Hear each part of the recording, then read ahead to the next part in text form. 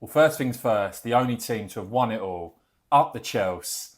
Meanwhile, today, as I wrote about over at Heathen News, you've seen Labour's continuing panic, blind panic now, with that challenge laid down by Nigel Farage against this Labour government.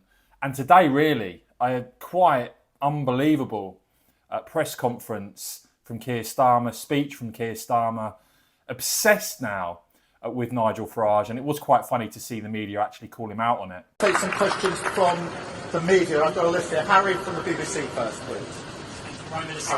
Thank you, Prime Minister. Harry Farley from BBC News. The speed of the decline in your popularity is historically unprecedented. Isn't this speech today an admission that you have failed and Nigel Farage understands voters better than you? I've got Peter from The Guardian. On the wider issue of the opposition you're now facing, do you think one of the problems is that Nigel Farage can approximate talking like a human being, where you just resort to talking points and dodging questions? Chris Hope, GB News. Prime Minister, Nigel Farage has 5 MPs, you've got 403. Are you panicking because Reform is so far ahead in the polls, it seems? Is he living rent-free in your brain? You went to a state school, your dad worked in a factory, your mum worked in the NHS, so why has a public school-educated former city trader got more in common with the Red Wall than you have? Well, I've set out my divide. Now, why is Starmer and Labour panicking? Given they've got a majority, given Reform have got 5 MPs only at the moment, given we're so far away from the next general election, well, it's because of polls like this that show now people view Reform as the party of working people, more so than Labour. The Conservatives are miles behind. Another pollster here, more in common for the first time, having Reform over 30%, and the Tories below 20% with them.